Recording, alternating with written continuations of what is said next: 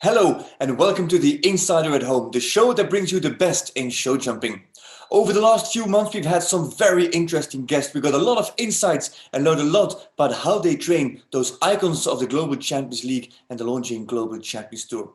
This Insider at Home episode is something different. In this episode, we bring you the best of the Insider at Home. Have a look at those memorable moments of the Insider at Home. From the beginning, it was the idea of making it a more global sport. And I think the league competitions have now putting riders who normally would never be together on a team together, and you get new owners and you get this new camaraderie and this new sort of event essentially. And it changes the whole game, and the prize money is huge, and the incentives are amazing. So I think change is great. And I think things like the Global Champions League and the whole tour itself push the sport forward. And we need that. I mean, like I said, I'm a proponent of pushing the sport forward into, as far as we can push it. And I think things like the league do that. And actually, it's unbelievable. And there I would love to say big thank you to Launching Global Champions Tour that they offer us all these fantastic, amazing shows. And it's just unbelievable, you cannot describe it. When you are in Vinovo, sitting in the sun, good food, good weather, but in 3 days you are in Mexico, and in 1 week in Miami, and in 2 weeks after you are sitting in Shanghai. So that's unbelievable, and I think it makes my life very special. Well, of course, you also comment that the sports has changed dramatically. If you see 10 or 15 years ago and you see it now, I'm very curious how the sport is going to be in 15 years. It doesn't stand still. It just keeps growing and it becomes bigger and bigger. And I think it's very nice for us as riders as well to go to these nice cities and go to these nice places. But maybe without horses, we would have never been there. And I think it makes it so special that you can go all these special places and really ride against the best riders in the world there. It's the special locations, obviously. It's great to be able to go to a horse show and also be in cities like Rome or Paris. Everybody dreams of traveling there. So to get to do what we love and be in those great cities is fantastic for me. Our achievement is to be top. That is what we want to be. We don't want to be filling the list. We want to be on the top. And with the riders and the horses we have, it should be possible. But it's a very strong field we are competing against. The best in the world, the best horses, the best riders. So it's not walk in the park. This is difficult, even if you try. If you have one down, you slide down the rank straight away. It requires us to bring top 5-star horses, for the GCL and for the GCT. So I think people have just really started to realize, oh my gosh, we need 2 Grand Prix horses at every global. It's not really a game anymore, When somebody sees the two of you, Jessica and you, walking the course, discussing around afterwards, good or bad, on-site or off-site, away from the showgrounds, it does give you the feel that it's much more than a purely trainer-pupil relationship. It feels like there's a lot of friendship involved as well. There really is. I mean, we've been working for 4 years together, and 4 years is a long time. And really, I think I'm really privileged to call it also a friendship. For sure, she's still my mentor, and she really knows and has the skill in the show jumping and helps me that way. But a lot has happened in the 4 years, a lot of ups and downs in the sport and outside of the sport. And I think we have a pretty close friendship, or at least I would like to say that I do. My family is non-horsey. They didn't understand the riding, and they thought I was too small and I was going to get hurt. And I've always been a little bit of a daredevil, that I like doing things with animals, and I liked sports, and it just seemed like a great combination. So the Kramers, I begged them all the time for if I could earn something around the barn. I wanted to work with the horses and groom, but they said I was too small. So I worked in they had a dog and a cat kennel. So I started off working in a dog and cat kennel in exchange for riding lessons, and you had pleasure rides with the horses and everything. And I didn't really think of it as work. I loved working I loved animals. So in the cat kennels, that was easy because cats go in a little box, they have a litter box. So that was quite easy. I remember a very good one. The first time I saw Explosion, I was in Wellington for the Winter Equestrian Festival, and the horse jumped there in Nations Cup at the time, not with Ben, with an English girl. I forgot her name for the moment, and then Neil Moffat said it's going to be a good horse. And then a couple months later, Ben Mayer started taking him to the shows and just putting the one clear round after the other clear round. And then, of course, together with Clooney, you've got a team that really, I mean, it's like having Ronaldo and Messi in the same team. I mean, having those two in one team made, of course, a huge difference for us as well. I mean, I think in general, I'm a very candid person. Like, to me, but my whole sort of way that I live my life is just like, own your choices. And if I have a bad day and I screw up in the ring, like, I'm not just going to hide behind the fact of a pretty round or something, you know, a clear round. I think that sharing those hardships are what everybody has them. And I think it's crazy when I follow people or I hear from other people and they're like, no, you can't tell anyone that you had a fault or that you screwed up and you chipped or something. Like, yeah, but we all do that. And I think it's crazy when everything looks so perfect, because nothing is perfect out there. We all have these days. And so for me, it's so important, as positive as I am as a person, it's so important that I like actually express those bad days, because yeah, sometimes that makes me feel less alone. Everyone needs that sort of confidence from other people a little bit. You need to know that you're not alone out there. And when I share a bad day and then I get a comment back from somebody that says, oh my God, I had the same thing, I think, oh, good, I'm not alone. The emotions of all of us, I think, was actually a little bit down, because we were so on fire and we really wanted to go on this podium. So it was for all of us just a big shame, because we said, no, how can it be possible? There's going to be hurdles in everything you do, but you got to just work through them and try and learn from them and be positive and just be very determined, never give up. I mean, it was funny that my first instructor, that was one thing she said. She said, take the word can't out of your vocabulary. I think if you see Legend of Love and Katanga, a little bit similar the way they are if you see them. I think also she was the horse. I had to change my riding a bit to her, not the other way around, because that doesn't work with her. So when I walk the course, afterwards I visualize it, and then I just forget about it. And then I warm up and I really focus on my horse and warming up and these things. And then when I have one rider to go, I jump off, or maybe two riders to go, I jump off. And then I visualize the course again. Normally, I don't need to even look at the paper, but sometimes, I was like, what was it now? Was it 6 or 7? Then I have my paper. I don't need to ask anybody else and so on. And that gives me a bit of security. When I started, I got every horse that nobody else wanted to ride. They'd say, oh, well, ask Margie to ride. She'll ride anything. And Mrs. Kramer used to tease me. She said, if I brought a donkey out here, you'd probably get on it. It's very, very special to be ambassador of Longines, and I'm actually very honored, and I cannot say thank you enough to be there, to grow up with them, to travel around with them. It's fantastic. It's a fantastic team, and that I would like to take this moment to say thank you very much for whatever you do for our sport. I can imagine it was a great feeling for yourself. What do you think, Eric, it meant to Marta Ortega as a team owner, with so much media at display, with so much money at stake? How did it feel for her, you think? Yeah, she was, of course, very enthusiastic, and she really enjoyed it. And for us, she's a great support.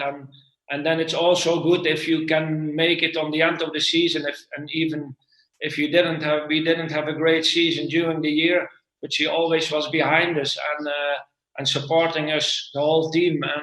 And if you can make it then in such a good final with such a good result, then that makes it even more special, of course. It was a great feeling. It was unbelievable, actually. Yeah, it was a fantastic show, and I can imagine it was a great feeling. But it was better feeling for us than for him, sadly for him. Imagine. Did you speak to him afterwards, or to anybody of that team? Yeah, we all met afterwards. Didn't speak about his mistake, but of course we all congratulated each other. And I mean, that's how the sport is. The margins are so small. And sometimes you can knock a pole and it stays up. Sometimes it falls down. The only thing to focus on is to try to be as high level as possible all the time. Then sooner or later, you're going to have a weekend like we had there in Prague. Then you're going to win. It's like if you like ice cream or chocolate, I have both, Yeah. But it's very hard to choose. To win the overall is probably tell you more about your success over a full year, than the 1 day or 2 days in Prague, Yeah. So I think from a sport angle, it will be the overall, which will be the most important to win, because that shows that you've been very good over nearly 20 shows, Yeah. With that in the back of our minds, how do you look at the performances of London Knights over the last 2 years, 2018, 2019? Yeah, they've been very, very strong, and they are very professional, and they're top riders, they're top horses. But you see there, the first year on the playoff, they were unlucky, on the day, and they win everything, and then on that day it didn't function, that. And I don't think it's the top 4 goes on to the second day, but I don't think it's an advantage. I think it's fine to be in the first day because the horses in Prague is a special ring, and I think it's a great advantage to be also riding the first day. To have that extra round. And you get 100,000 more, so. Not so bad. The calculator keeps working with Geert Gulliksen. No, but I think for the sport, it showed every year. If you ride the first day, the horses are jumping better, Yeah. For sure, as you're hinting, it is to jump a clear round in the Grand Prix. I've dreamed of that ever since I started competing in the Tour, and it's what I will be working towards and really wanting to accomplish in 2021. It's not easy, as you can see. Of course, there are young riders that have accomplished that, and I really want to be, a part of that group and be able to get into that jump off and, start pushing on the pedal in the jump offs. So behind, I think the biggest picture, it's my mother. She's riding dressage actually for quite a long time now. She's always been riding, but she got fully committed to dressage like I think 10, 12 years ago, I think. And then down below, we've got actually pictures from my father, from my little brothers, who are also competing now at international level. They're turning 19 and 17. And then we have also more pictures from my father and Darko at the time. So it's a little bit a wall of new and older stuff here at the office. Honestly, my father is like a huge idol of mine. That sounds so silly to say, but really, I idolized him from day one. He was a professional athlete. He was #1 in the world in squash. And he knew what it took, and he knows what it takes to get to the top of the sport, of any sport. And so for me, it was always, firing back and forth between me and him as to what do I do in order to improve myself and to be the best. And so I think for me, he inspired me to follow my own path. And sure, there were lots of other people that inspired small things, but from the sport perspective, he's the one who, made me believe I could get to the top. I would have to say my dad was a big part of my success happening so fast. He has a real great mentality for getting things done, and that has obviously rubbed off on me. I also was always surrounded by top horse people, so I was always learning every day something. And I had just made a goal for myself, and it didn't matter to me how I was getting there. So, it helps that I had great horses like Tommy. He often picked better distances than myself, so that does help. But, it's just a mentality. When you have that go-getter, let's get it done, you don't let anything get in your way, nothing's going to stop you. As you said, my parents, especially my mom, is extremely involved, especially around the show program that was put together for the GC playoffs. I was, I wouldn't like to say in charge, but really part of the core marketing and getting the people, the Czech citizens who don't have something to do with the horses, who aren't connected to show jumping, to get them involved and interested. And it was, a lot of work from everybody in the family. Yeah, it's unbelievable. Honestly, when I come out of the courses, I look at his face, and when I think, oh, what happened, I look at him and my smile is coming back again, because he's such an amazing boy, and he lives this sport together with me, these vibes, these emotions, everything. And he gives me actually also the power, you know, to go through this. And he is lovely, because if I come out, sometimes he tells me why you did this or what you did there. But he always tells me such in a nice way, these kind of things, that it's honestly fantastic to have a boy like him. Yeah, my father is now 84, but he's still full of ideas. I hope I will go the same way when I get older. And now he has this project that, you know, soundness of show jumping horses is crucial. And most careers of show jumpers, they end because of soundness. So the longer we can get the horses to be in the sport, the better for the horses and for us. So this project is a bit to raise the horses in a way that they can have a long, healthy life in the sport. And it's, you know, it's basically that they should move a lot when they are young. They should not stand in small paddocks or be inside too much. You should be outside and move over big areas. The problem is to get the horses to move, because normally they just, if they have food, they will just stand still and eat, and they will play a little bit, you know, when they feel for it. But this project is on a very big space, and they have to move to get food and water. So, and then they are now just following and seeing how much they are actually moving and how it affects the horses and the quality of the hooves and these things. I think it's very interesting. You know, I think that whole concept of giving young riders who wouldn't have a chance to ride, you know, at all the 5 stars against the top riders in the world, I mean, that's such valuable experience that you can't get without actually just doing it. And without something like having the U25 rider on the team, those riders would have no chance to be on the tour. So, I mean, I wish I had had that opportunity when I was younger. And I think it's an unbelievable program to be have as part of this tour. I think it's important to only let so much negativity, you know, it's important to take some and think, okay, they may have a point, but it's also more important to think, okay, I'll take that, but I'm still going to accomplish my goals and dreams no matter what it takes. I find that when I was, I guess I still am growing up, but when I was younger and growing up, that a lot of people will try and sway you from your path, and you just can't.